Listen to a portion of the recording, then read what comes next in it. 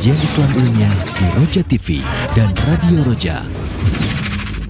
Agar seorang muslim khusyuk di dalam sholatnya, ya, sehingga hal-hal yang akan mengurangi atau merusak kekhusyuannya itu supaya dihindari. Saksikanlah kajian Islam ilmiah di Roja TV dan Radio Roja. Simak Radio Roja Bogor 100.1 FM, Radio Roja Majalengka 93.1 FM, Radio Roja Palu 101,8 FM, dan Radio Roja Bandung 104.3 FM. Menebar cahaya sunnah. Alhamdulillah, nahmaduhu wa nasta'inuhu wa nastaghfiruh.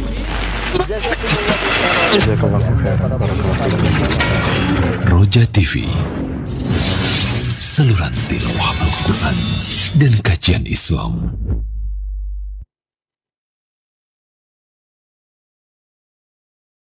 Bismillahirrahmanirrahim. Assalamualaikum warahmatullahi wabarakatuh. Ikhwatal Islam azani Allahu wa iyyakum. Alhamdulillahirabbil alamin hamdan katsiran thayyiban mubarakan fi kama yuhibbu rabbuna wa yarda, wassalatu wassalamu ala asrafil mursalin wa ala alihi wa ashabihi ajma'in wa man tabi'ahum bi ihsanin ila yaumil qiyamah, amma ba'du. Ikhwatal Islam azani Allahu wa iyyakum, para pendengar, pemerhati dan sahabat Roja semuanya, di kesempatan pagi hari ini kita bersyukur kepada Allah Subhanahu wa taala yang diberikan kembali kita kesempatan untuk mentaati Allah, beribadah kepadanya. Tentunya kita mohon kepada Allah agar dimudahkan untuk mentaatinya. Dan ikhwatal Islam azani Allahu wa iyyakum, kita juga mohon kepada Allah semoga Allah berikan kepada kita keberkahan dan karunia-Nya dari pagi ini hingga menjelang sore nanti. Ikhwatal Islam azani Allahu wa iyyakum, kami hadirkan di ruang dengar Anda dan layar televisi Anda satu kajian ilmiah dari pembahasan kitab Riyadhus Shalihin yang ditulis oleh Al-Imam An-Nawawi rahimallahu taala. Dan ikhwatal Islam, sebagaimana biasanya kajian ini akan disampaikan dan dipaparkan bersama guru kita Al-Ustadz Al-Fadil Mubarak Bamu'alim LC MAhi hafizallahu ta'ala. Dan pada pagi hari ini beliau kembali mengangkat pembahasan tentang hal penting dalam Islam untuk lanjutan dari pembahasan-pembahasan sebelumnya. Tentunya perkara ini penting memang untuk kita ketahui agar apa yang kita kerjakan tentunya sesuai dengan yang Rasulullah perintahkan. Ikhwatal Islam azani Allah wa iyyakum, setelah kajian disampaikan oleh beliau, kami membuka sesi interaktif soal jawab. Bagi Anda yang ingin bertanya secara langsung, bisa menghubungi kami di 0218236543, ataupun Anda dapat kirimkan pertanyaan melalui chat WA di 0218236543. Nah, tanpa berlama-lama kita simak bersama, dan alhamdulillah kami telah terhubung dengan Ustadz yang berada di studio Al-Iman Center, dan kita akan simak bersama. Kepada Ustadz kami persilakan, falyatafadhal maskuran.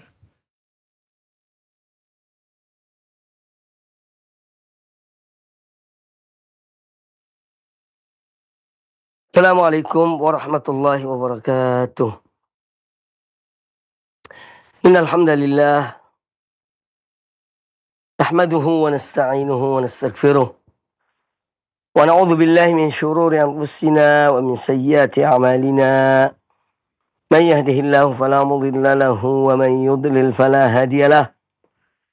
Asyhadu an la ilaha illallah wahdahu la syarika lah wa asyhadu anna Muhammadan abduhu wa rasuluh. Ya ayyuhalladzina amanu taqullaha haqqa tuqatih wa la tamutunna illa wa antum muslimun. Ya ayuhan nasu taqu rabbakumul ladzi khalaqakum min nafsin wahidah wa khalaqa minha zawjaha wa batha minhuma rijalan katsiran wa nisaa'a wattaqullaha alladzi tasaaluna bihi wal arham innallaha kana 'alaikum raqiba. Ya ayyuhalladzina amanu taqullaha wa qulu qawlan sadida yuslih lakum a'malakum wa yaghfir lakum dhunubakum. ومن يطع الله ورسوله فقد فاز فوزا عظيما أما بعد فإن أحسن الحديث كتاب الله وخير الهدي هدي محمد صلى الله عليه وآله وسلم وشر الأمور محدثاتها wa kullu muhdatsatin bid'ah, wa kullu bid'atin dhalalah, wa kullu dhalalatin finnar. Ma'asyiral muslimin, para pemirsa dan para pendengar televisi, radio, Roja dimanapun Anda berada, semoga senantiasa dalam rahmat Allah Subhanahu wa Ta'ala dan perlindungannya. Pembahasan kita yang terakhir dari kitab Riyadhus Shalihin min kalami Sayyidil Mursalin sallallahu alaihi wasallam adalah hadis Abu Mas'ud Al-Ansari radhiyallahu anhu. Beliau berkata, qala an-nabiy sallallahu alaihi wasallam, inna mimma adraka an-nasu min kalamin nubuwwatil ula idza lam tastahi fasna' ma syi'ta. Sesungguhnya ya, di antara peninggalan ucapan para nabi ya, yang sampai terwarisi pada manusia adalah idza lam tastahi fasna ma syi'ta. Jika Anda tidak punya rasa malu, silakan berbuat semaumu. Ya, silakan berbuat semaumu. Ini menunjukkan pentingnya yaitu rasa malu, dan bahwasanya mereka para anbiya ya mewasiatkan tentang rasa malu kepada umat-umat mereka. Ini sudah kita bahas pada pertemuan yang lalu. Kemudian hadis yang berikutnya, qala an-Nawawi rahimahullah taala, Al-Imam An-Nawawi rahimahullah berkata, wa an Ibnu Mas'ud radhiyallahu anhu qala, dan dari Abdullah bin Mas'ud radhiyallahu anhu beliau berkata, qala Nabi sallallahu alaihi wasallam, Nabi sallallahu alaihi wasallam bersabda, awwalu ma yuqda bainan nasi yaumal qiyamati fid dima. Hadis muttafaqun alaih. Kata Nabi alaihi salatu wassalam, yang pertama kali diputuskan oleh Allah Azza wa Jalla di antara manusia pada hari kiamat kelak adalah dalam hal yang berkaitan dengan darah. Hadis ini menjelaskan kepada kita bahwa ya, ada hak Allah, ada hak manusia. Ya. Dalam hal hak Allah Subhanahu wa Ta'ala, yang pertama kali dihisab adalah salat. Bagaimana disabdakan oleh Nabi alaihi salatu wassalam dalam hadis yang sahih riwayat Imam Abi Dawud, At-Tabrani dan yang lainnya, kata Nabi alaihi salatu wassalam, awal ma yuhasabu bihil abdu yaumal qiyamah as-salah. Yang pertama kali dihisab oleh Allah Ta'ala di hari kiamat kelak adalah salat. Nah, ini berkaitan dengan hak Allah Subhanahu wa Ta'ala. Berkaitan dengan, berhubungan dengan hak Allah. Karena kita mempunyai kewajiban pada Allah Azza wa Jalla. Setelah mentauhidkan Allah, ya, dan beriman kepada Rasulullah atau para Rasul bagi umat-umat mereka, ya, maka yang dihisab pertama kali oleh Allah Azza wa Jalla adalah salat. Ya. Jadi hadis yang dibacakan tadi, ya, awal ma yuhasabu bil abdu yaumal qiyamah shalah, ini tidak bertentangan dengan hadis yang baru kita bacakan ini. Karena salat itulah hak Allah. Beribadah kepada Allah Ta'ala. Ya. Itu yang pertama kali dihisab. Dari hak-hak Allah adalah salat. Adapun puasa, zakat, haji itu menyusul. Kalau salat ini diterima oleh Allah Azza wa Jalla, salat seorang hamba diterima oleh Allah Azza wa Jalla, maka Allah akan menerima amalan-amalan dia yang lainnya. Zakatnya, puasanya, hajinya, umrohnya, dan yang lainnya. Adapun hal yang berkaitan dengan hak manusia, karena hak manusia itu ada minimal 3, ya, yaitu ad-dam wal mal wal 'ird. Ya. Hak antar manusia itu ada 3 hal yang harus diperhatikan. Ya, yang harus dijaga. Sebagaimana disabdakan oleh Nabi SAW dalam hadis sahih, ya, bahwa hak seorang muslim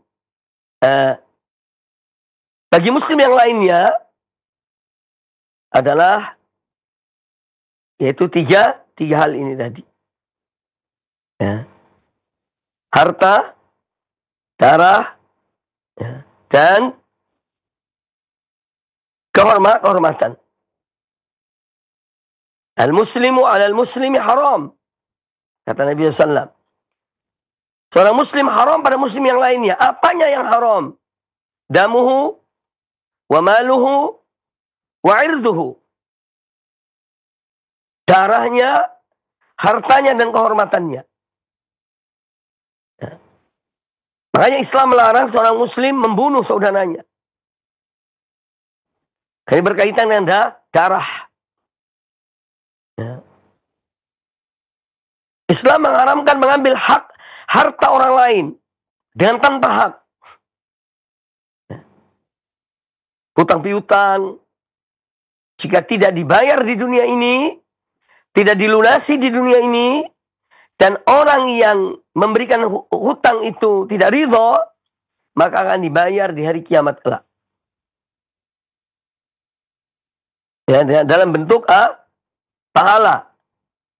Pahala yang dibayarkan kepada orang yang diambil hartanya dalam bentuk hutang piutang.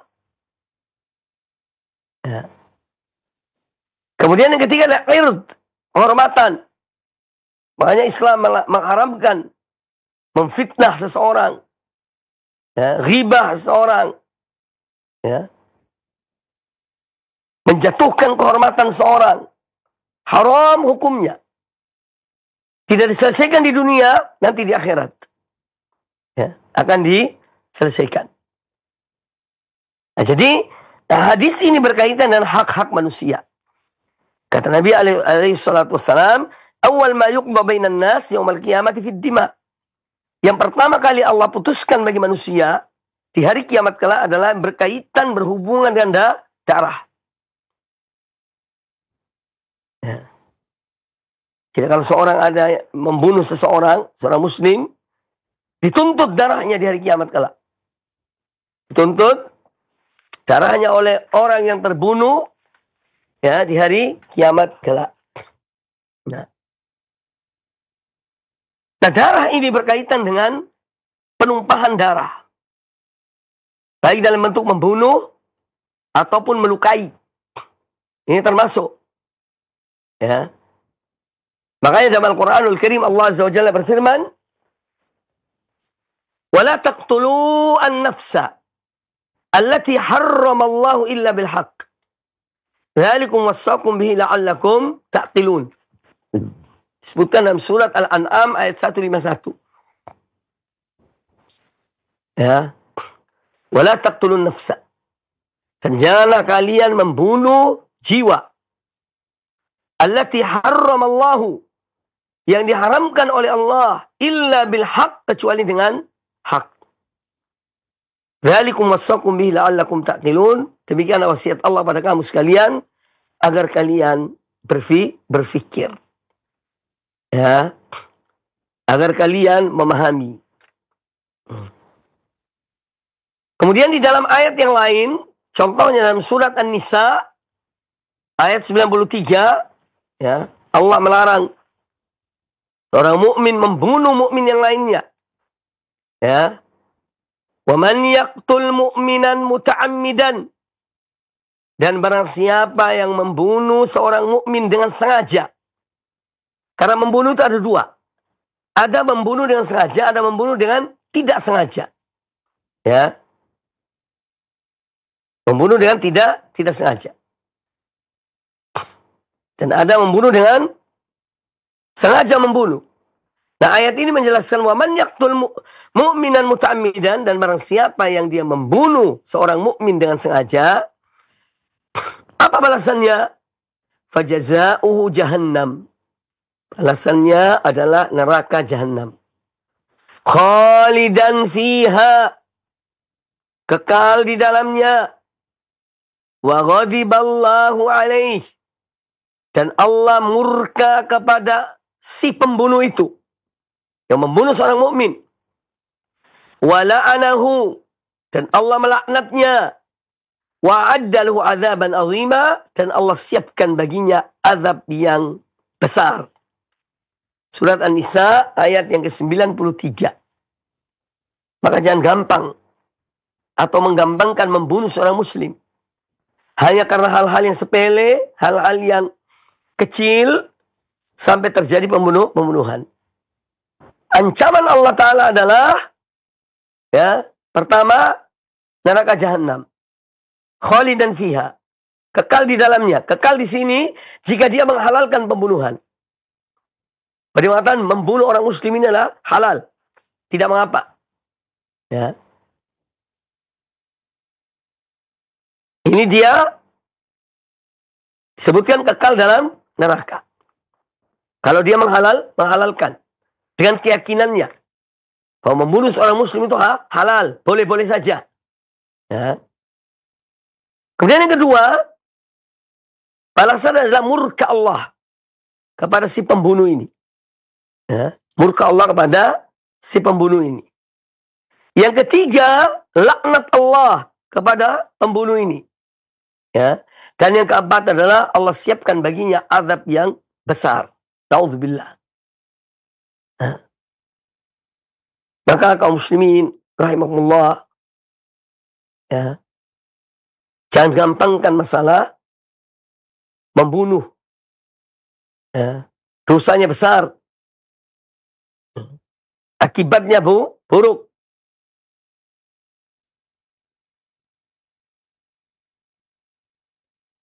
Disebutkan dalam sebuah hadis, ya, hadis yang lain tentang pembunuhan ini. Kata Nabi alaihissalam dari Abu Darda radhiyallahu an, sami'tu Rasulullah sallallahu alaihi wasallam yaqul, aku mendengar Rasulullah sallallahu alaihi wasallam bersabda, kullu dzambin asallahu an yaghfirahu. Setiap dosa semoga Allah mengampuni. Ya. Semoga Allah mengampuninya. Illa man mata musyrikan, kecuali seorang yang mati dalam keadaan berbuat syirik pada Allah Ta'ala. Ya, dalam keadaan belum taubat dari perbuatan kesyirikan. Atau mu'minun qatala mu'minan muta'ammidan. Ya. Atau seorang mukmin yang membunuh seorang mukmin yang lainnya dengan sengaja. Hadis sahih riwayat Abu Daud. Ya. Jadi ini menunjukkan beratnya dosa pembunuhan. Ya. Dalam hadis yang lain kata Nabi alaihissalam, la yahillu damu imri'in muslimin yashhadu an la ilaha illallah wa anni rasulullah illa bi ihda thalathin. Tidak halal darah seorang muslim yang dia memberikan persaksian bahwasanya tiada sembahan yang hak kecuali Allah, dan bahwasanya aku yaitu Muhammad adalah Rasulullah, illa bi ihda thalathin. Ya. Tidak halal darahnya kecuali dengan salah satu dari tiga hal ini. Yang pertama, an-nafsu bin nafsi. Seorang muslim membunuh muslim yang lainnya dengan sengaja. Ya. Maka dia dijalankan kisos. Ya. Jalankan hukum kisos. Kemudian yang kedua, wathayyibuz zani. Orang tua yang berzina. Orang tua yang berzina. Kemudian yang ketiga, wattariku lidinihi al-mufariqu lil jamaah. Ya, orang yang meninggalkan agamanya dan dia memisahkan diri dari jamaah kaum muslimin. Hadis sahih riwayat Imam Bukhari dan Imam Muslim. Jadi hadis yang baru kita dengar ini ya, bahwa ya di antara hak-hak yang akan dihisab oleh Allah Ta'ala, hak antar manusia. Berkaitan dengan darah, harta, dan kehormatan. Ya. Darah, harta, dan kehormatan. Nah. Yang pertama kali dihisab, yang diputuskan oleh Allah Ta'ala, sebagaimana dalam hadis ini, adalah yang berkaitan dengan darah. Ini antar manusia. Ya. Makanya sangat menyayangkan kalau ada sebagian kaum muslimin yang dengan mudah, dengan gampang, seenaknya membunuh saudaranya, menumpahkan darah saudaranya. Ya, naudzubillah. Ini sangat berbahaya. Karena dosa pembunuhan itu antara dosa-dosa besar. Ya, antara dosa-dosa besar. Nah, di sini memberikan pelajaran kepada kita ya, tentang pertama, kita diwajibkan menghormati jiwa. Ya. Apalagi jiwa seorang muslim. Ya, tidak boleh dibunuh kecuali dengan hak. Ya. Contoh apa dengan hak itu? Boleh membunuh dengan hak. Contohnya adalah seorang muslim membunuh saudaranya, muslim yang lainnya. Kemudian diadili dalam mahkamah Islam. Ya, yang menjalankan hukum Islam. Ya, kemudian diputuskan bahwa si pembunuh ini harus dibunuh. Ya, ini namanya membunuh dengan hak. Atau yang berikutnya, seorang berzina. Sudah nikah kemudian berzina. Ya, kemudian dikumpulkan bukti-buktinya, disidangkan di mahkamah kaum muslimin, ya, kemudian dirajam sampai mati. Nah, ini termasuk membunuh dengan hak. Karena itu peraturan Allah Subhanahu wa Ta'ala. Ya. Itu contoh. Ya, membunuh dengan hak. Kemudian berikutnya bahwa urutan hisab Allah Ta'ala, perhitungan Allah Ta'ala dari kiamat kelak, dalam hal berkaitan dengan hak-hak manusia, urutan pertama adalah berkaitan dengan darah. Berkaitan dengan darah. Baru kemudian yang hak-hak yang lainnya. Harta, kehormatan, dan yang lainnya. Kemudian hadis ini juga memberikan pelajaran kepada kita tentang ya, bahayanya ya, membunuh, menumpahkan darah seorang muslim. Jadi ini betul-betul peringatan ya, kepada manusia, terutama kaum muslimin, ya, agar jangan sampai dia ya, dengan mudah membunuh saudaranya hanya karena hal-hal yang kecil kadang-kadang. Hal-hal yang ringan.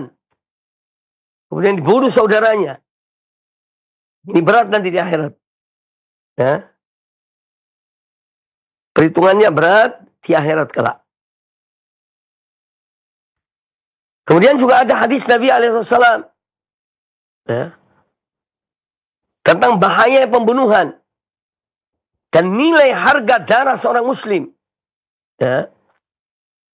Kata Nabi SAW, la zawalu dunya wa ma fiha ahwanu 'ala Allah min qatli rajulin muslimin. Atau kama qala Nabi sallallahu alaihi wasallam. La zawalu dunya wa ma fiha. Lenyapnya bumi ini dan apa yang ada di dalamnya itu lebih ringan bagi Allah Ta'ala, ahwan, ya, lebih ringan bagi Allah Ta'ala, lebih remeh bagi Allah Ta'ala daripada membunuh seorang muslim. Ya. Ini semua menjelaskan kepada kita tentang ya, peringatan Allah dan Rasulnya akan ya, apa bahaya yang menumpahkan darah seorang muslim.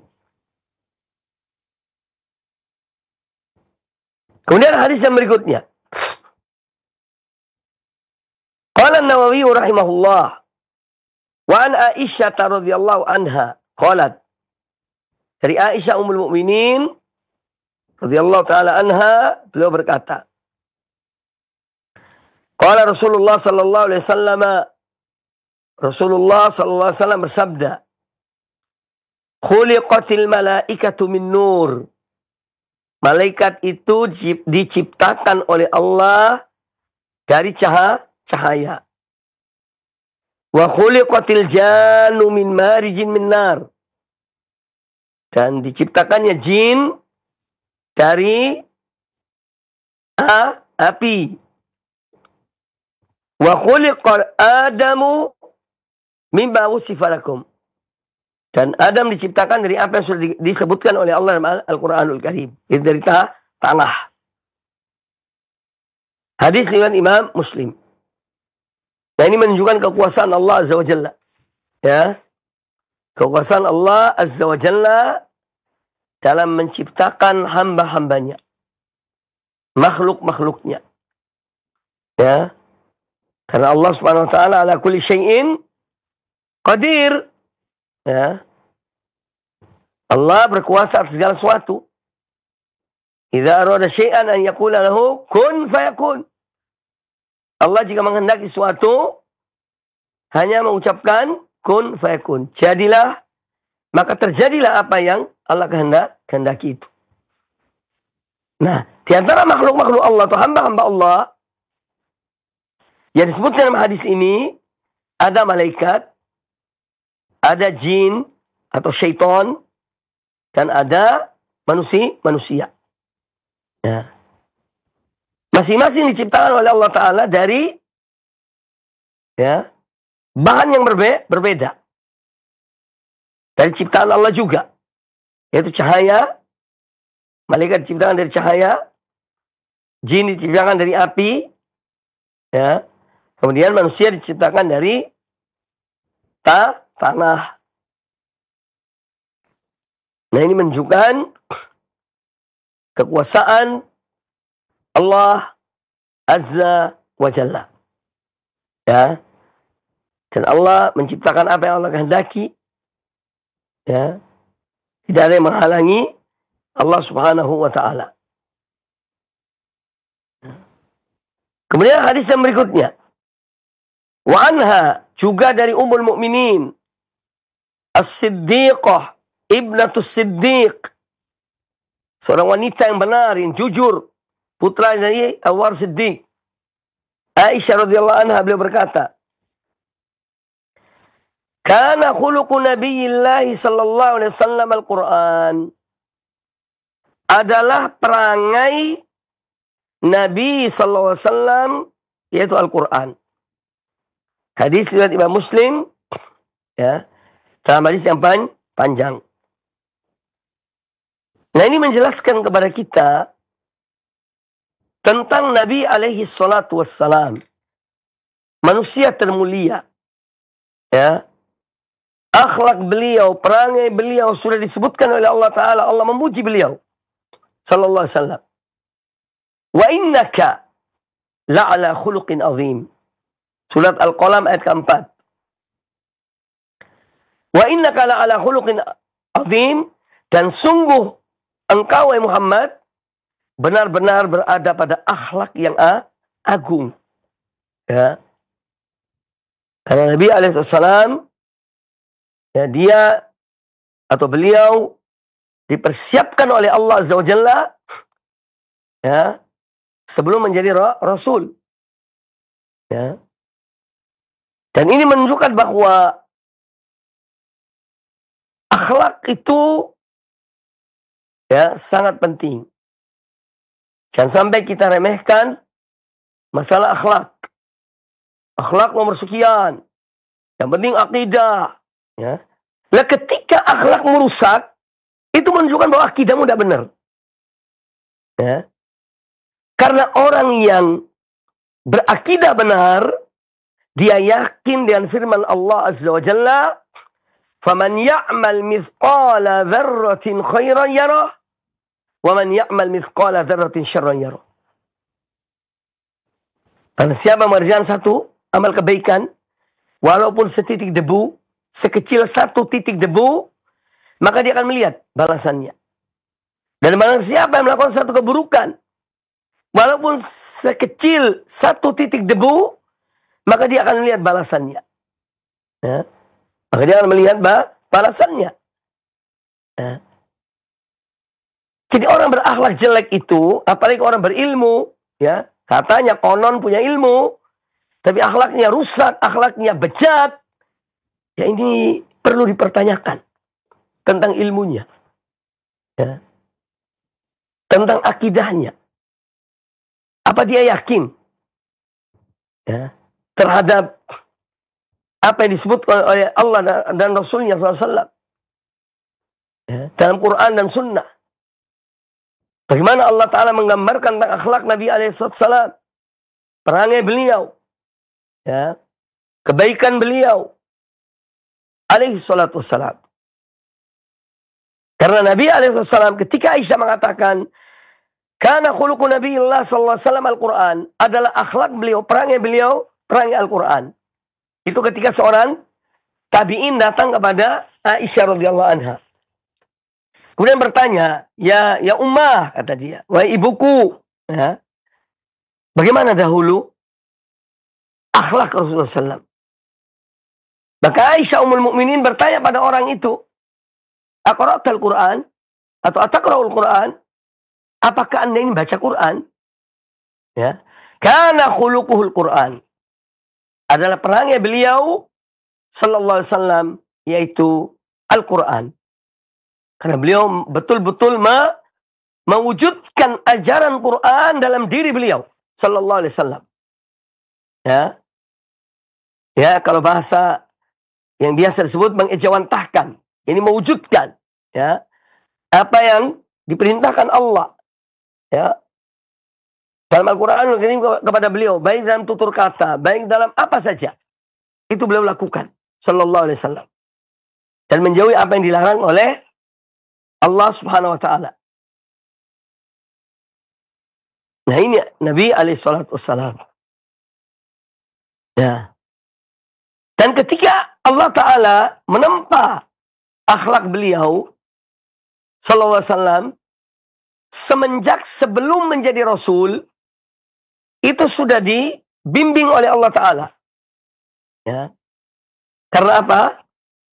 Karena beliau akan diangkat menjadi Rasul. Ya.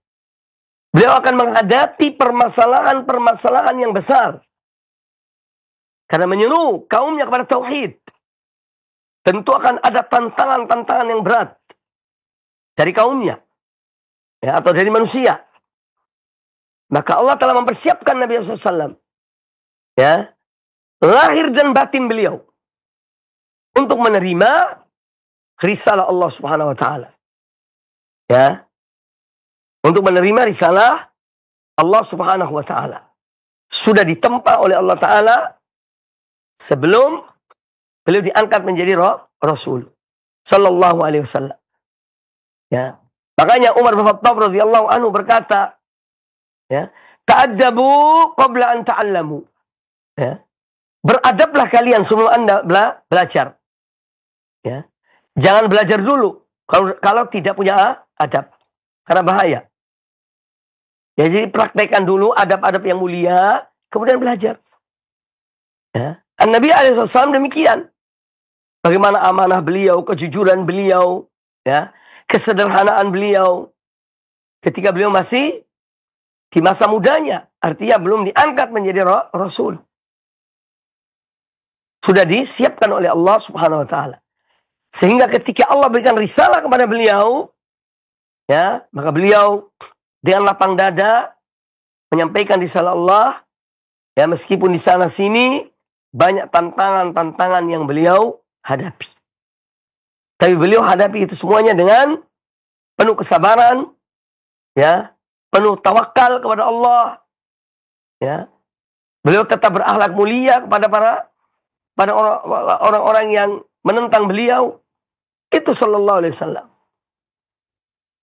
Ya, jadi beliau adalah orang yang menjelmakan Al-Quran dalam perilaku beliau sallallahu alaihi wasallam. Salah satu sifat yang beliau miliki disebutkan Al-Quranul Karim dan diabadikan oleh Al-Quranul Karim adalah kelembutan beliau. Ya. Dalam surat Ali Imran ayat 159, Allah Azza wa Jalla berfirman, ya, "Fabima rahmatin minallahi linta lahum." Karena rahmat dari Rabbmu, dari Tuhanmu, kamu bersikap lemah lembut pada mereka. Ini kepada para sahabat beliau. Walau kunta faddan ghalidhal qalbi lam faddu min hawlika. Ya, dan sekiranya kamu keras, ya, keras hati, kaku, ya, maka mereka para sahabatmu atau manusia akan menjauhi kamu. Ya. Jadi kalau Nabi alaihissalam, ya, beliau adalah orang yang lembut, rifiq, ya, kepada para sahabat beliau, ya, maka ini adalah contoh dalam hal yang tegas, ya, di saat memang perlu ketegasan, tegas, ya, di saat memerlukan kelembutan, lembut, ya. Jadi tempatkan suatu pada tempatnya. Al-Albani rahmatullah alaih, Al-Allama Al-Muhaddith rahimahullah, beliau tuh pernah bertanya pada murid-murid beliau, ya, apa hikmah Allah memerintahkan Rasulnya sallallahu alaihi wasallam agar berdakwah dengan hikmah? Dalam firman Allah Azza wa Jalla, "Ud'u ila sabili rabbika bil hikmati wal mau'izatil hasanah wajadilhum billati ahsan." Serulah manusia ke jalan Tuhanmu dan hikmah, mau'izah hasanah, peringatan-peringatan yang baik. Dan kalau perlu dialoglah dengan cara yang terbaik. Hikmah di balik itu, Allah memerintahkan Rasulnya untuk berdakwah dengan hikmah. Kemudian dijawab oleh Syekh Al-Albani rahmatullah alaih, karena kata beliau, li'annal haqqa thaqilun 'alan nafs. Karena kebenaran itu berat bagi jiwa ini. Kebenaran itu berat bagi jiwa itu. Nah, kalau kebenaran yang sudah berat bagi jiwa ini ditambah dengan cara dakwah, ya, yang tidak tepat, yang keras, ya, maka manusia akan lari dari agama Allah. Kemudian beliau membacakan hadis Nabi SAW, "Inna minkum munaffirun, inna minkum munaffirin, inna minkum munaffirin." Sesungguhnya di antara kalian ada orang-orang yang menjadikan manusia lari dari agama Allah. Yaitu karena tadi itu, akhlak yang bejat, ya, perangai yang jelek, ya. Akhirnya manusia lari dari agama Allah Subhanahu wa taala. Masyaallah muslimin, masalah ini penting, jangan diremehkan. Ya. Seorang ketika berakhlak mulia bukan berarti bahwa dia itu lemah. Salah penilaian itu, keliru penilaian itu. Ya. Allah Ta'ala menyuruh untuk hikmah dan cara yang baik, rifiq. Ya. Karena itu al-aslu fid dakwah bil-rifiq, bil-hikmah. Itu asalnya dakwah itu. Diawali dengan rifiq wal hikmah. Terkadang ada orang keras sama orang lain luar biasa. Tapi sama diri enggak. Dai, muballigh.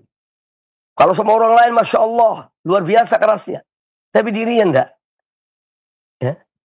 Justru kita itu sebetulnya, ku anfusakum wa ahlikum naro. Pelihara diri kalian dan keluarga kalian dari api neraka. Ya. Dahulukan diri kita. Baru orang lain. Jadi, akhlak Nabi alaihissalam adalah Al-Quran. Karena beliau yang menjelmakan Al-Quran dalam perbuatan beliau, dalam tutur kata beliau, dalam jihad, dalam berperang, dan seterusnya. Itu beliau lakukan. Sallallahu alaihi wasallam. Ya. Dan kita diperintahkan mengikuti beliau. Laqad kana lakum fi Rasulillahi uswatun hasanah. Sungguh telah terdapat pada diri Rasulullah bagi kamu sekalian contoh ya, teladan yang baik. Nah. Jadi dalam kita bermuamalah, dalam kita bergaul, di saat memang ada hal-hal yang harus tegas, ya kita tegas. Tunjukkan sikap kita. Ya. Tapi di saat tidak perlu kekerasan, ya, ketegasan bisa dengan lemah lembut, ya gunakan perilaku itu. Ya. Gunakan perilaku tersebut. Allah Ta'ala menyebutkan tentang Nabi SAW dan para sahabat beliau. Bagaimana dalam Al-Quranul Karim. Ya. Muhammadun Rasulullah. Walladzina ma'ahu asyidda'u 'alal kuffari ruhama'u bainahum. Muhammad adalah Rasul utusan Allah. Walladzina ma'ahu, dan orang-orang bersama beliau, bersama Muhammad, asyidda'u 'alal kuffar. Tegas kepada orang kafir. Ya. Punya sikap yang tegas pada orang-orang kafir. Ruhama'u bainahum. Dan mereka di antara mereka ruhama. Ya. Saling mencintai satu dengan yang lainnya. Saling mengasihi satu dengan yang lainnya. Ya. Itu yang disebutkan oleh Al-Quranul Karim. Dan para sahabat orang-orang yang mukhlis. Dalam mereka beragama. Dalam mereka berdakwah. Dalam mereka mengajarkan sunnah Nabi SAW. Atau mengajarkan Al-Quran. Semua dan penuh keikhlasan. Pada lanjutan ayat itu Allah Ta'ala berfirman. Tarahum rukka'an sujadan yabtaghuna, ya, tarahum rukka'an sujadan. Bahwa kau melihat mereka para sahabat itu adalah orang-orang yang mereka orang-orang yang banyak rukuknya, banyak sujudnya, banyak beribadah pada Allah Ta'ala. Ya. Yabtaghuna fadlan min Allah. Yang mereka cari hanya karunia dari Allah Ta'ala. Bukan cari pujian, supaya dibilang Masya Allah, si fulan Masya Allah. Ya, tidak. Tapi semua untuk ya, mendapatkan karunia Allah, ridho Allah. Ya. Itu para sahabat Nabi SAW. Ya. Para pemirsa dan para pendengar rahimakumullah. Jadi hadis ini, hadis Aisyah radhiyallahu anha, kana khuluqu Nabiyillah sallallahu alaihi wasallam Al-Quran, adalah perangai Nabi SAW itu Al-Quran. Ini menjelaskan kepada kita bahwa Nabi SAW orang yang benar-benar ya menerjemahkan Al-Quran dalam perilakunya. Mewujudkan perintah larangan Al-Quran dalam diri beliau. Ya, sallallahu alaihi wasallam. Al-Quran adalah kitab hidayah. Al-Quran itu kitab petunjuk. Agar diamalkan oleh manusia. Dan hukum-hukumnya. Adab-adabnya. Ya. Mereka halalkan apa yang diharamkan Allah dalam Al-Quran dan Sunnah. Ya. Mereka haramkan apa yang diharamkan Allah dalam Quran dan Sunnah. Allah dan Rasulnya. Ya. Dan oleh karena itu, Nabi SAW adalah contoh teladan. Ya, yang patut kita jadikan beliau sebagai contoh teladan kita dalam segala hal. Kemudian hadis yang berikutnya, apa yang disebutkan oleh Aisyah radhiyallahu anha ini menjelaskan kepada kita tentang manzilatul akhlaq al-karimah fil Islam. Kedudukan akhlak yang mulia dalam Islam. Dan itu kalau bicara, itu satu muhadarah tersendiri. Tentang bagaimana husnul khuluq. Kedudukannya dalam agama ini. Ya. Dia menjadi penyempurna iman seseorang. Ya. Akmalul mu'minina imanan, ahsanuhum khuluqan. Orang mukmin yang paling sempurna imannya, yang paling baik akhlaknya. Ya. Yang paling berat di dalam timbangan di hari kiamat kelak adalah akhlak. Ya. Seorang bisa mencapai derajat orang yang sholat di malam hari, puasa di siang hari, ya, itu dan akhlak yang mulia. Seorang yang paling dicintai oleh Nabi SAW, yang paling baik akhlaknya, yang paling baik perangainya. Dan seorang yang paling dibenci oleh Rasulullah SAW adalah orang yang paling buruk akhlaknya. Ya, ini semua ada dalil-dalilnya. Ya. Orang yang paling dekat kedudukannya dengan Nabi SAW di akhirat kala, yang paling baik akhlaknya. Terus kurang apa tentang pentingnya akhlak ini? Ya. Maka kaum muslimin, para pemirsa, para mendengar radio, televisi Roja, dimanapun Anda berada, marilah kita berupaya untuk berakhlak mulia diri kita. Kemudian didik anak-anak kita, keluarga kita, agar berakhlak yang mulia. Ya. Karena kedudukannya sangat tinggi di hadapan Allah Subhanahu wa taala. Ya. Dan dalam pandangan Rasulullah sallallahu alaihi wasallam. Hadis yang berikutnya. Wa anha, juga dari Ummul Mukminin Aisyah radhiyallahu anha, beliau berkata, qala Rasulullah sallallahu alaihi wasallam, Rasulullah sallallahu alaihi wasallam bersabda, man ahabba liqa Allahi ahabballahu liqa'ahu. Barang siapa yang dia cinta, ya, dia rindu untuk bertemu dengan Allah, maka Allah pun akan cinta, ya, bertemu dengannya. Wa man kariha liqa Allah karihallahu liqa'ahu. Dan barang siapa yang benci pertemuannya dengan Allah, maka Allah pun benci bertemu dengan dia. Ketika Rasulullah menyebutkan kalimat ini, ya, fakultu, kata Aisyah radhiyallahu anha, maka aku bertanya, ya Rasulullah, akarohiyatul maut? Wahai Rasulullah, apa yang dimaksud dengan ucapanmu itu tadi, yaitu benci pada kematian? Ya, fakulluna nakarhul maut. Karena kita setiap orang ini benci kepada kematian. Ya. Jadi apakah maksud dari perkataanmu tadi itu, ya, ini berkaitan dengan tidak senangnya seorang akan kematian? Karena apa? Karena semua kita tidak senang pada kematian, nakroh. Ya. Qal, maka dijawab oleh Nabi sallallahu alaihi wasallam, laisa kadzalika. Ya, bukan itu maksudku. Ya. Jadi kamu jangan memahami seperti itu, bukan itu. Ya, laisa kadzalik. Tidak seperti itu, kata beliau. Walakinnal mu'mina, akan tetapi seorang mukmin, ini maksudnya. Walakinnal mu'mina, akan tetapi seorang muslim, seorang mukmin, idza busyira bi rahmatillahi wa ridwanihi, kalau dia diberikan berita gembira dengan ridho Allah, ya, dengan rahmat Allah dan ridho Allah, wa jannatihi, dan dengan surga Allah, ahabba liqa Allah. Seorang mukmin itu cinta untuk bertemu dengan Allah.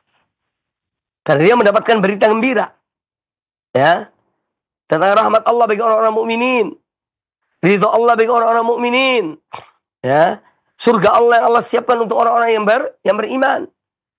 Maka orang yang diberitahukan seperti itu, dia akan cinta untuk bertemu dengan Allah. Fahabba Allahu liqa'ahu.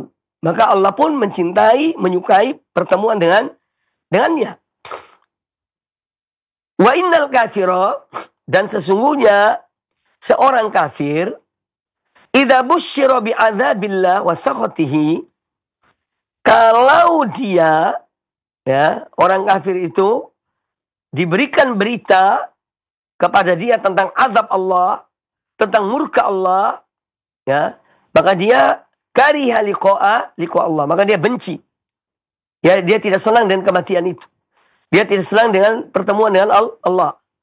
Oleh karena itu, wa karihallahu liqa'ahu, Allah pun benci untuk bertemu dengannya.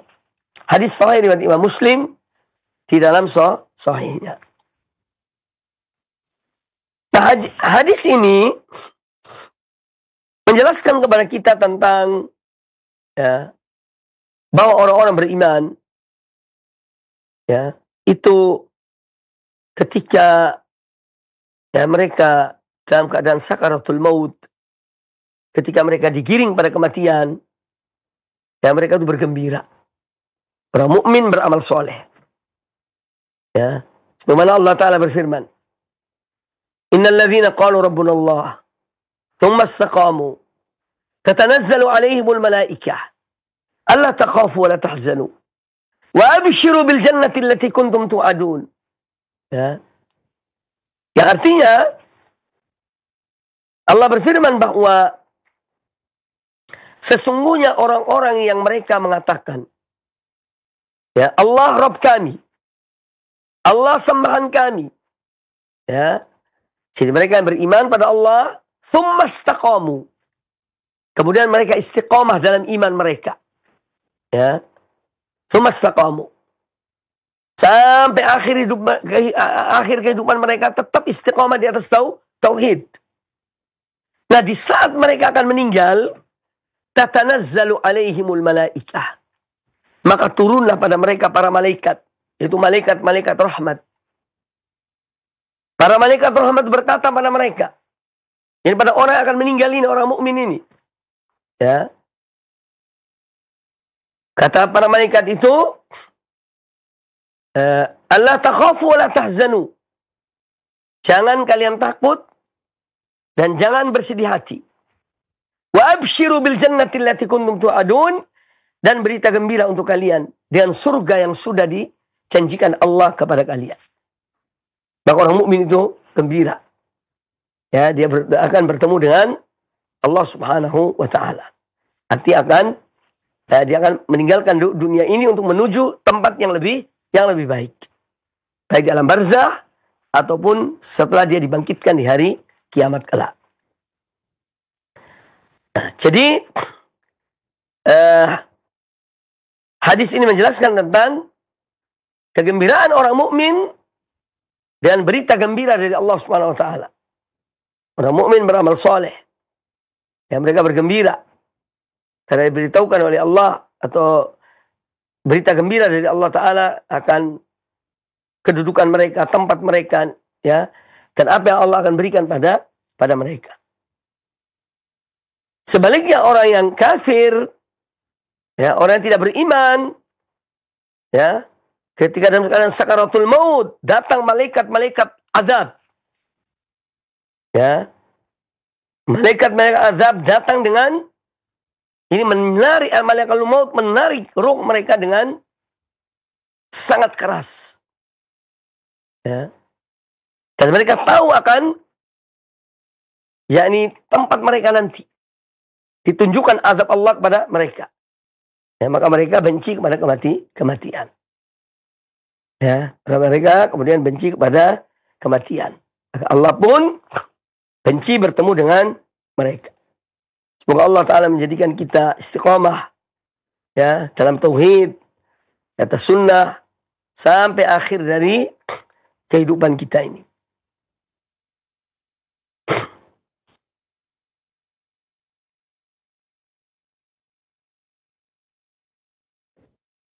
Nah, ini diantara yang disampaikan. Ya, dan satu hadis lagi, kemudian kita lanjutkan dengan sesi tanya jawab. Wa an ummil mu'minin Safiyah binti Huyai radhiyallahu anha qalat, dari ummul mu'minin Safiyah binti Huyai radhiyallahu anha, beliau berkata,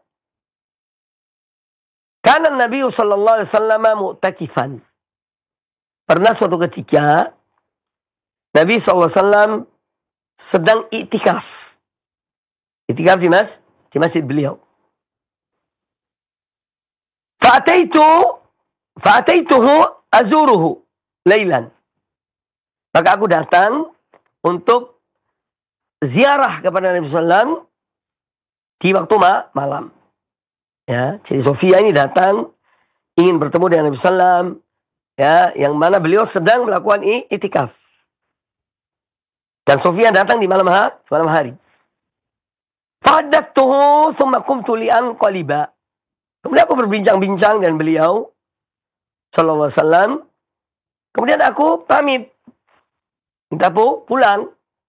Ya, sudah selesai ngobrol, berbincang-bincang. Kemudian beliau, Sofia ingin pulang ke kamarnya, ke rumahnya.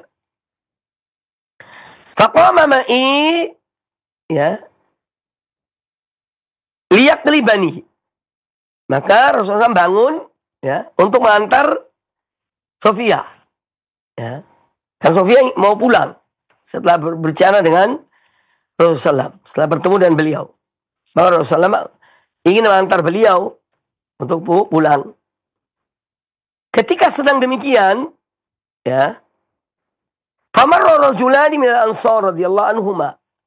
Ketika Rasulullah sedang mengantar Sofia, tiba-tiba ada dua orang ansor lewat. Dua orang ansor dari penduduk Madinah, dari sahabat, itu lewat. Melihat Rasulullah dengan wanita ini. Yang dengan Sofia.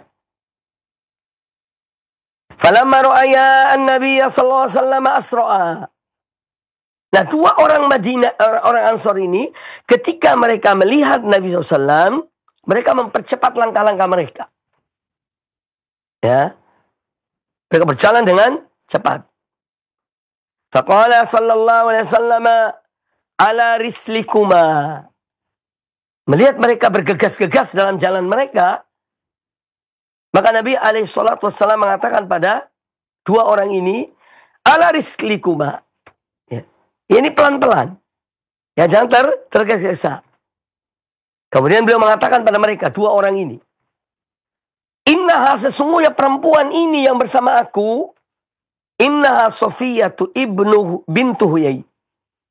Sesungguhnya wanita ini yang bersama aku adalah Sofia binti Huyai. Ya. Jadi Nabi SAW menjelaskan pada mereka, ya, supaya mereka tidak berprasangka buruk.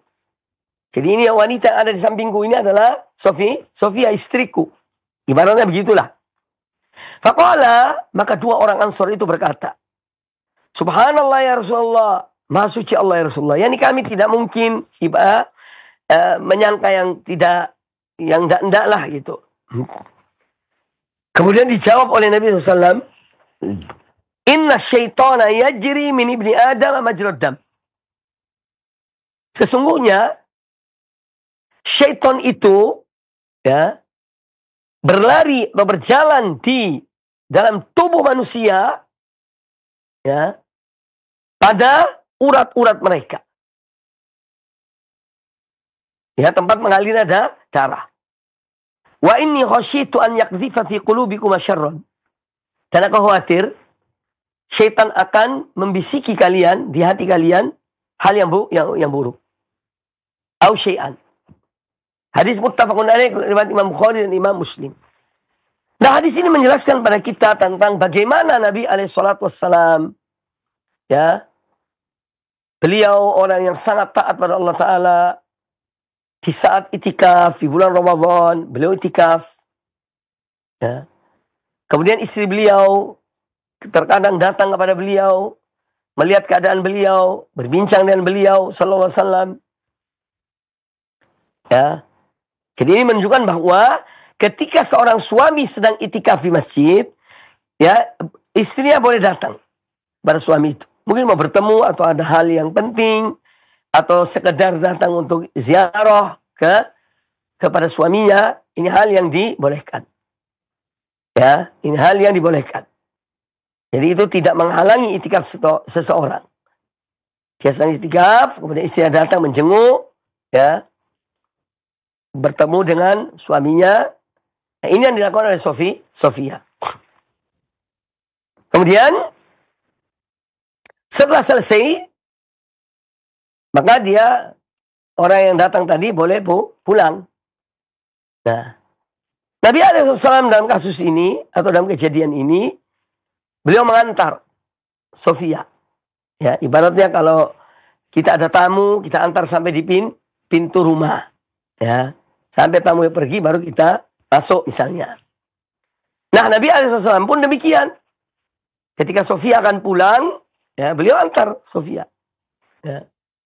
Tiba-tiba ketika sedang berjalan Nabi SAW dan istrinya, ada 2 orang Ansor yang lewat. Ya. Dan sambil jalan cepat. Maka Nabi SAW ingin menginformasikan kepada mereka bahwa wanita yang bersama aku ini adalah istriku. Sebab kadang-kadang itu orang bisa prasangka yang tidak tepat. Prasangka buruk. Ya. Maka beliau kemudian menyuruh mereka atau menginformasikan kepada mereka bahwa ini Sofia. Maka mereka terkejut. Yani ya Rasulullah subhanallah. Yani kami tidak mungkin berprasangka yang tidak benar pada engkau ya Rasulullah. Ya. Kemudian beliau menjelaskan ya bahwa beliau itu khawatir ya kalau syaitan datang pada 2 orang ini. Ya, kemudian membisiki sesuatu pada mereka. Ya, lihat itu. Ya. Rasulullah SAW dengan seorang wanita. Tidak tahu siapa wanita itu. Nah, itu berbahaya. Maka Rasulullah SAW menjelaskan hal itu kepada mereka. Untuk menghilangkan syubhat. Ya. Supaya tidak ada prasangka yang buruk. Ya, karena syaitan itu punya peran. Ya, dalam merusak seseorang. Ya, itu syaitan sangat punya peran. Ya, supaya mereka tidak dimasuki oleh syaitan, dibisiki yang tidak benar, maka Rasulullah menjelaskan ya, kepada 2 orang Ansor itu. Ya. Dan ini menunjukkan sebagaimana sabda Nabi SAW, jadi syaitan itu bisa masuk dalam tubuh manusia. Dia bisa masuk dalam tubuh manusia. Ya. Bahkan disebutkan di sini, ya, inna syaitan yajri min ibni Adam majrad dam. Syaitan itu berjalan dalam tubuh manusia ini pada urat-urat, pada aliran-aliran darah mereka. Jadi di urat-urat mereka. Makanya kita sering diperintahkan untuk ta'awud, ya, mohon perlindungan pada Allah Ta'ala dari godaan syaitan. Ketika masuk rumah baca bismillah. Ketika keluar rumah juga baca bismillah dan seterusnya. Ya, untuk melindungi, membentengi diri kita dari syaitan. Itu hikmahnya. Ya. Jadi hadis ini menjelaskan pada kita tentang Nabi SAW berupaya untuk, atau jangan sampai seorang berprasangka buruk pada beliau. Ya, maka beliau jelaskan. Demikian pula sikap kita sebetulnya begitu. Kalau ada hal-hal yang mungkin mencurigakan kita, jelaskan. Ya. Supaya orang tidak curiga. Jangan kita menjerumuskan diri kita dalam kecurigaan orang dan beberapa perbuatan-perbuatan, ucapan-ucapan, isyarat-isyarat. Ini yang membuat manusia curiga. Dan orang kalau tidak bersalah, dia tidak akan takut. Ya. Apa adanya. Ya. Ini terjadi kadang-kadang dalam hal berkaitan dengan dalam hidup kita di zaman ini. Ya, ada orang yang dia HP-nya tidak boleh ketahui passwordnya oleh istrinya. Ya, berarti ada sesuatu di situ. Seandainya tidak ada sesuatu, biarkan istri tahu. Demikian pula istri yang takut suaminya tahu apa yang ada dalam HP-nya. Dia dibikin password yang tidak diketahui oleh siapapun. Hatta suaminya tidak tahu. Lah kenapa? Ada apa? Kalau memang tidak ada apa-apa, ya tidak usah dikunci. Ya. Biasa saja. Karena memang tidak ada apa-apa. Jadi hindari hal-hal yang membuat curiga pada orang lain terhadap diri kita. Itu satu contoh saja. Masih ada contoh-contoh yang lainnya.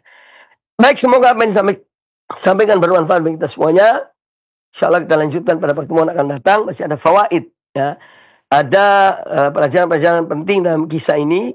Kejadian ini Nabi SAW bersama istrinya Sofia, dan ketika dilewati oleh 2 orang Ansor tadi, InsyaAllah mudah-mudahan bisa kita jelaskan pada pertemuan akan datang. Demikian aku qouli hadza, dan masih ada waktu kurang lebih 10 menit ya untuk kita melanjutkan dengan sesi tanya jawab. Apabila ada pertanyaan dan saya bisa menjawab, saya akan menjawabnya. Kalau tidak, wallahu a'lam. Nah Ustaz, jazakumullah khairan barakallahu fikum atas materi yang telah disampaikan Ustaz. Materi yang sangat menarik untuk kita simak bersama tentang setan yang menyusup melalui aliran darah. Ikhwatul Islam azani Allah wa iyyakum. Saatnya kami mengajak Anda semuanya untuk bersoal jawab, berinteraksi dengan Ustaz dalam rangka memperdalam materi yang telah disampaikan oleh beliau, dan kami berikan kesempatan kepada Anda untuk bertanya baik sesuai dengan materi yang beliau sampaikan, terutama itu yang kami harapkan, ataupun pertanyaan lainnya jika memang Ustaz berkenan menjawab maka beliau akan menjawabnya. Kita angkat pertanyaan pertama melalui telepon di 0218236543. Ya, silakan bagi Anda sudah masuk terhubung. Halo. Ya. Ya. Ya. Ya, silakan Ibu, Bapak. Assalamualaikum. Waalaikumsalam warahmatullahi wabarakatuh. Dengan siapa Ibu dan berada di mana? Dengan Ibu Iwet. Ibu Iwet, ya. Ya. Di mana Ibu? Di Ciputat. Ciputat, silakan Ibu pertanyaannya. Saya mau tanya, itu tadi kan ada hubungannya dengan orang tua yang melakukan zina ya. Itu saya mau tanya, gimana jika orang itu sudah melakukan taubatan nasuha dan sudah menjauhinya, apakah tetap akan diperhitungkan di hari kiamat nanti? Nah. Karena dia merasa sangat ketakutan akan taubatnya itu tidak diterima. Terima kasih. Baik, terima kasih Ibu atas pertanyaannya. Demikian, dan kepada Ustaz kami persilakan untuk menjawab. Silakan Ustaz.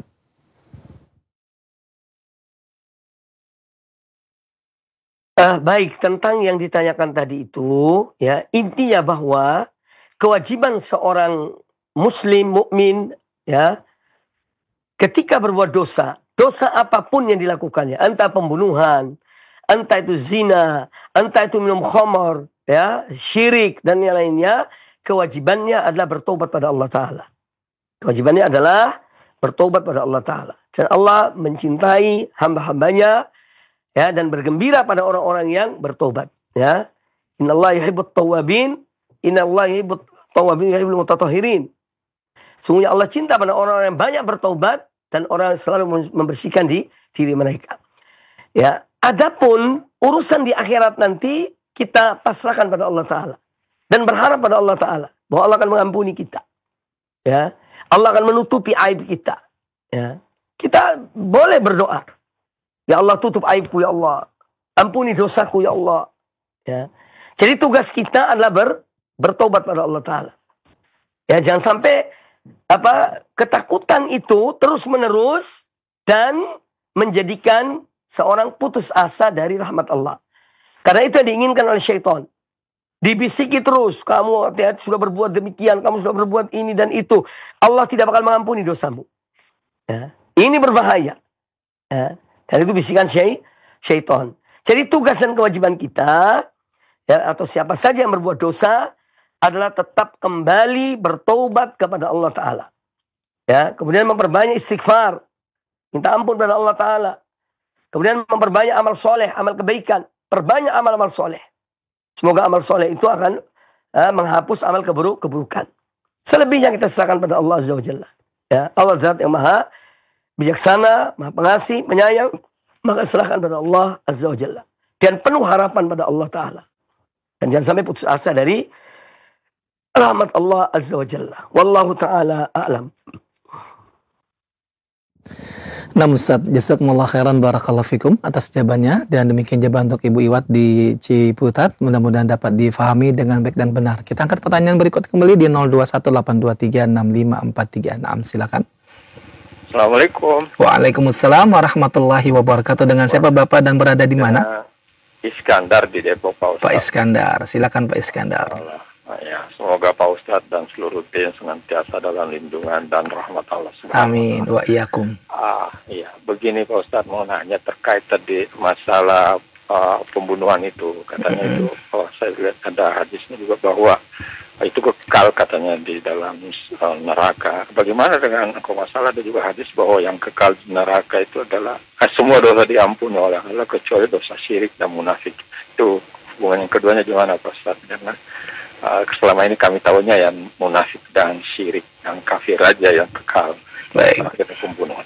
Kemudian yang kedua Pak Ustadz, masalah ini sholat ibadah yang pertama, masalah yang pertama di dihisap oleh Allah adalah sholatnya Allah ya. Gimana ya Pak Ustadz kalau seandainya gini ya, sholat kita memang agak susah namanya khusyuk 100%, kadang hanya awal hilang lagi. Terus ada hadis mengatakan bahwa coba diperiksa sholat sunnahnya supaya bisa menutupi kekurangan yang ada di sholat wajibnya. Tapi sholat sunnahnya juga gitu Pak Ustadz, boleh artinya nggak khusyuk juga itu, jadi nggak full khusyuknya. Gimana gitu Pak Ustadz? Baik, mungkin terima kasih atas pencerahannya Pak Ustadz. Baik, terima kasih Pak Iskandar atas pertanyaannya. Waalaikumsalam warahmatullahi wabarakatuh. Pada Ustadz kami persilakan untuk menjawab. Silakan Ustadz. Baik, pertanyaan Bapak Iskandar ya dari Depok. Pertama tentang masalah dosa yang ditanyakan tadi. Jadi apa yang ditanyakan itu dibicarakan oleh para ulama. Karena ada kesan dari ayat-ayat Al-Quran itu bahwa orang membunuh itu kekal, bukan kesan, tapi disebutkan kekal dalam neraka. Ya. Sementara disebutkan bahwa juga dalam Al-Quranul Karim Allah tidak mengampuni tidak mengampuni kalau dia disekutukan dengan sesuatu, dan dia mengampuni selain dosa itu. Nah, para ulama mendudukkan masalah ini bahwa yang kekal dalam neraka bagi mereka pembunuh itu kalau dia menghalalkan darah itu dengan keyakinannya bahwa darah orang ini yang aku bunuh halal. Padahal itu orang muslim. Ya. Dia menghalalkan. Ya. Dia tidak ini dalam dirinya bahwa ini hukumnya haram, ini dosa. Itu tidak terbesit dalam hatinya. Tapi dia yakin bahwa apa yang dilakukan itu halal. Nah, lain dengan orang melakukan dosa, dan dia yakin bahwa itu dosa. Contoh, seorang yang minum minuman keras, atau seorang berzina. Dia dengan yakin mengatakan zina itu haram. Ya. Minum khamar haram, tapi aku tidak kuat, ya. Tapi dia tetap berkeyakinan bahwa itu haram. Ya, maka ini insya Allah ini diampuni. Dia tidak sampai pada kekufuran, karena dia tetap mengakui hukum Allah bahwa zina itu haram. Cuma dia berbuat karena karena mungkin ikut hawa nafsu dan lain sebagainya. Ya, maka dia itu tidak sampai kepada kekufuran. Tetapi orang menghalalkan dengan keyakinannya, ya, bahwa maksiat yang dia lakukan itu adalah halal, boleh saja, tidak mengapa, ya, ini yang menjerumuskan kepada kekufuran. Ya. Kalau dia menghalalkan dengan hatinya, dan iktikadnya dalam dirinya. Nah, jadi para ulama mendudukkan masalah ini bahwa mereka yang disebutkan yang membunuh yang kekal dalam neraka itu yang menghalalkan pembunuhan itu dengan keyakinannya. Ya. Adapun yang tidak, ya tidak. Ya. Kalaupun diazab, dia dikeluarkan dari api neraka pada suatu saat sesuai dengan kehendak Allah Ta'ala. Ya. Ini tentang pertanyaan pertama tadi. Ya. Jadi orang yang disebutkan kekal sampai dia itu bisa kufur kalau dia menghalalkan pembunuhan itu dengan keyakinannya. Ya. Tapi kalau dia tetap mengatakan bahwa itu dosa, ya, apa yang dilakukan dari pembunuhan itu adalah dosa, hukumnya haram, tidak boleh, dan dia menyesali perbuatannya, maka ini tidak sampai kepada kekufuran. Ya. Kemudian yang kedua, masalah sholat, inti yang ditanyakan oleh Pak Iskandar tadi, yaitu berkaitan dengan kehusyuan dalam sholat. Ya, kalau kita bicarakan masalah khusyuk dalam sholat, itu memang hal yang ya tidak mudah khusyuk itu. Tapi kita tetap berupaya untuk khusyuk. Namun untuk mendapatkan kehusyuan 100%, yaitu memang hal yang tidak mudah. Dan alhamdulillah kita bersyukur pada Allah Ta'ala bahwa khusyuk itu tidak dijadikan salah satu rukun sholat. Seandainya khusyuk itu salah satu rukun sholat, mungkin kebanyakan kita tidak sah sholatnya. Tapi dia adalah hal yang dianjurkan, diperintahkan, bahkan Allah memuji.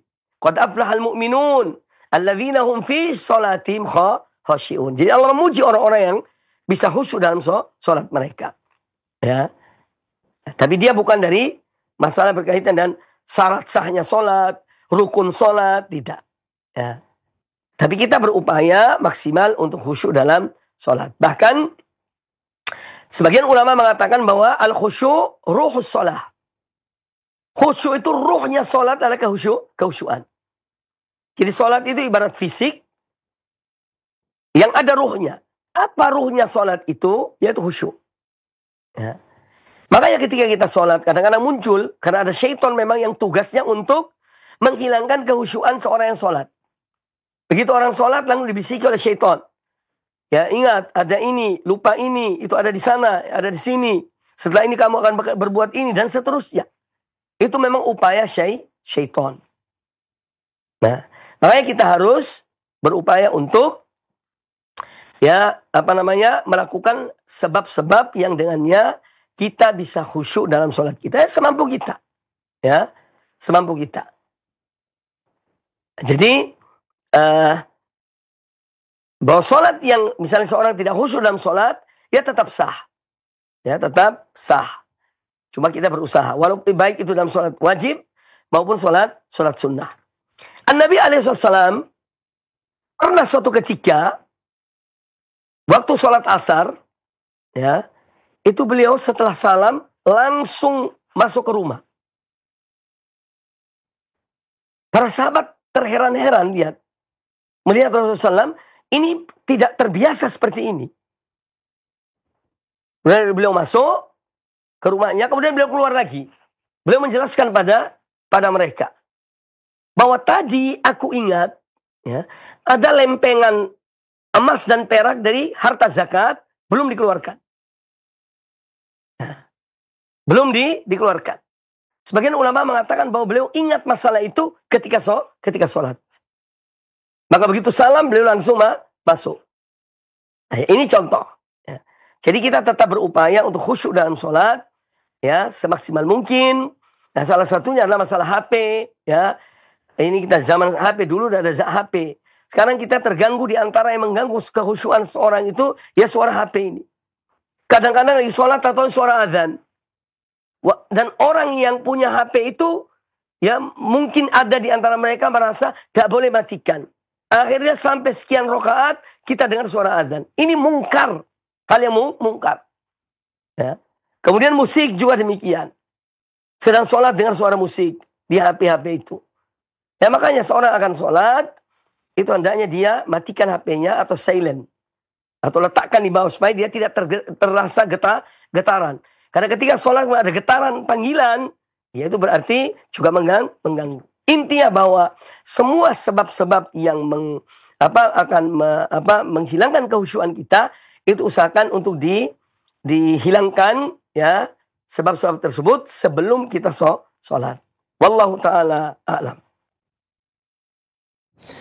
Nah Ustaz, jazakumullah khairan, barakallahu fikum. Dan kita akan angkat satu pertanyaan terakhir di kesempatan pagi hari ini. Kami berikan kepada Anda yang setelah terhubung, kami persilakan untuk bertanya. Ya, silakan. Halo? Ya. Mbak Nuwun. Iya. Bismillahirrahmanirrahim. Assalamualaikum warahmatullahi wabarakatuh. Waalaikumsalam warahmatullahi wabarakatuh. Mbak Nuwun, Bapak Ustaz narasumber dan Bapak MC. Ini Ustaz ya, dalam badai merespon tentang Al-Quran kalian orang kafir yang lembut. Ini Ustaz ya, Al-Quran itu apa bisa untuk menyembuhkan orang sakit fisik dan psikis? Misalnya ya, sakit metomonia, itu nomor 1. Sakit metomonia itu yaitu orang yang berbohong berkepanjangan dan terus berkhayal. Begini Ustaz, misalnya bilang mau ke Singapura, mau naik haji dan dia sudah jadi haji, tapi itu bohong, tidak sebenarnya. Itu Ustaz ya. Terus apa itu malu menunjukkan identitas diri, jadi bersembunyi terus. Kalau ada event itu ditutup mukanya, itu Ustaz ya. Apa itu namanya metomonia atau gangguan jiwa Ustaz. Yang nomor 2 itu saya punya tetangga ini Ustaz ya, betul ini. Istrinya orang muslim tapi suaminya saya mengatakan kafir atau tidak mentolak Ustaz, non muslim. Tapi dia dermawan Ustaz. Dan apa itu? gampang melasase gitu loh, gak teguan itu loh Ustaz. Baik. Mohon pencerahannya apakah itu juga dapat pahala Ustaz? Baik, terima kasih Karena Ibu. pesan tadi Al-Quran bisa menyembuhkan orang Baik, yang sedang baik Ibu gangguan, ya. Ustaz Budi. Ya, baik. Waalaikumsalam wabarakatuh. Waalaikumsalam warahmatullahi wabarakatuh. Terima kasih Ibu atas pertanyaannya, dan kepada Ustadz kami silakan untuk menjawab. Silakan Ustadz.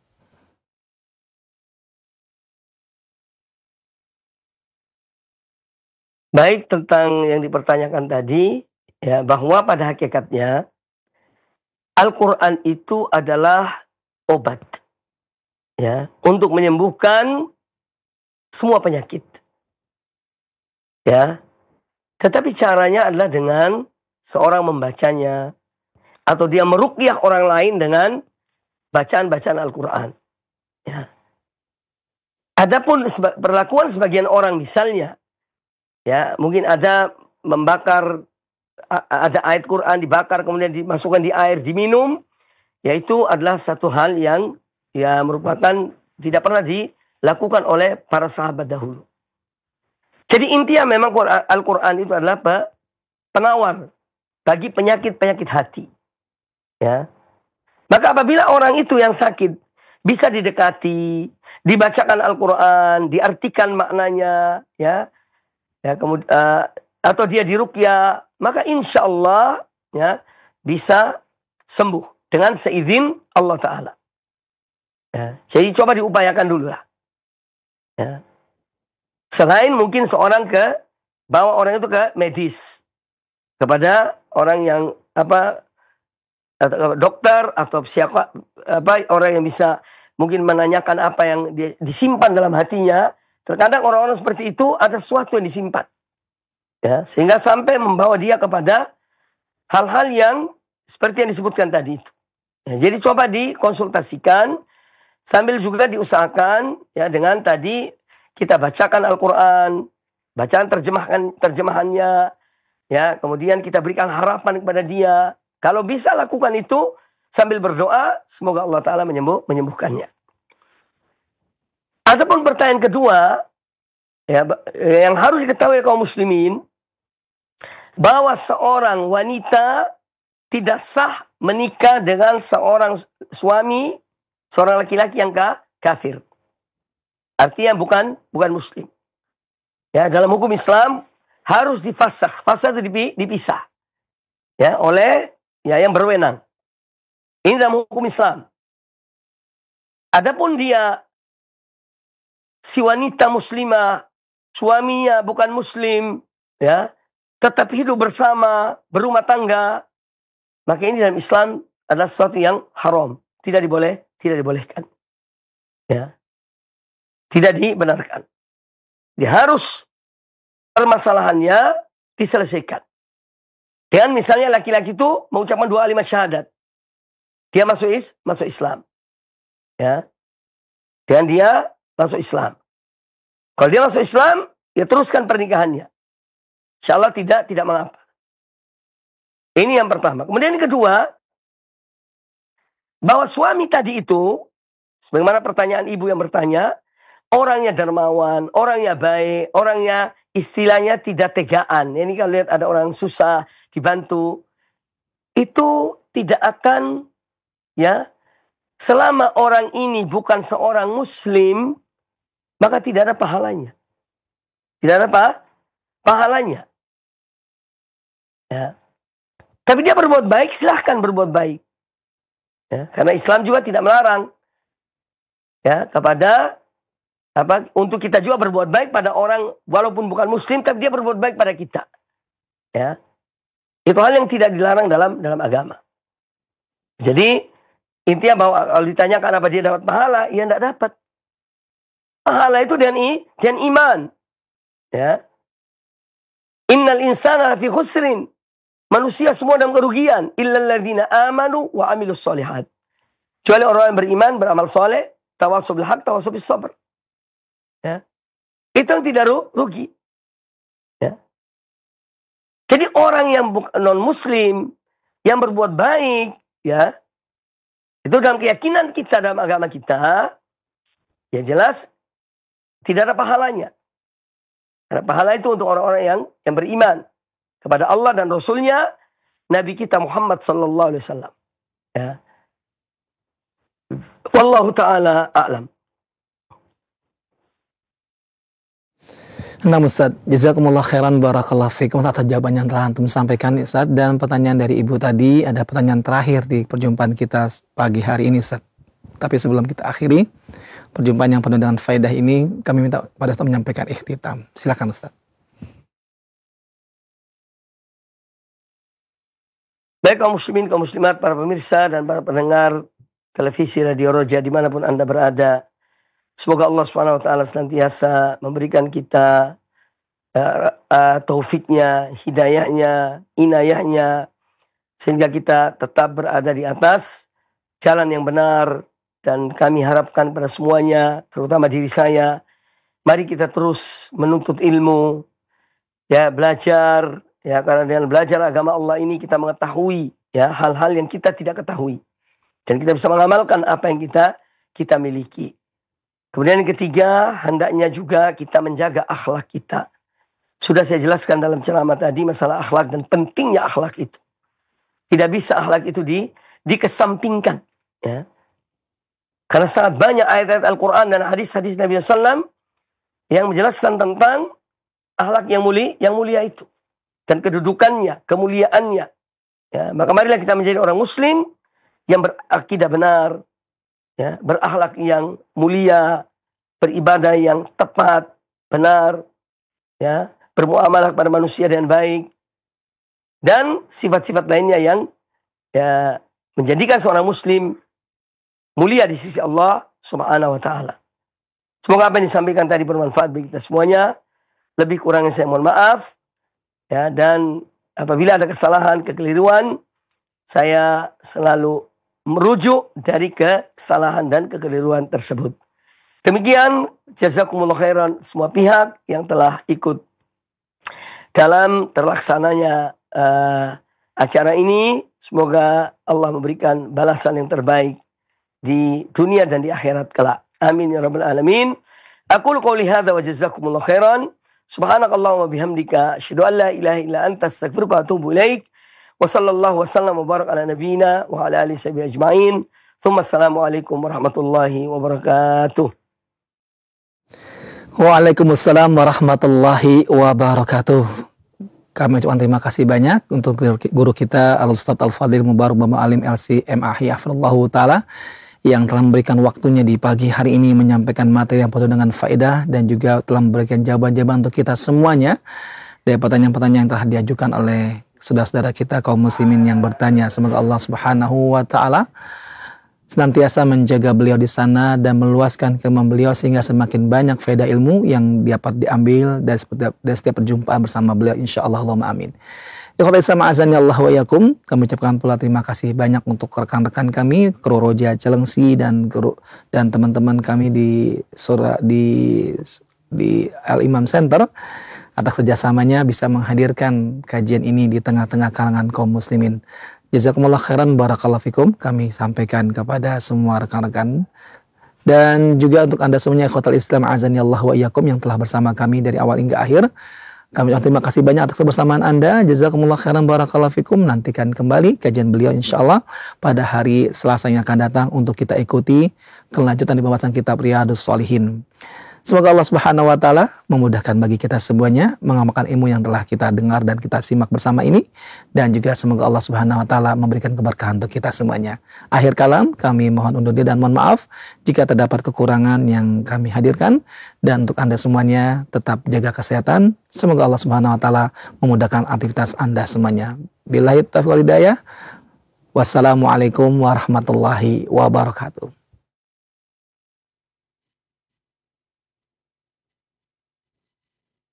Simak Radio Roja Bogor 100.1 FM, Radio Roja Majalengka 93.1 FM, Radio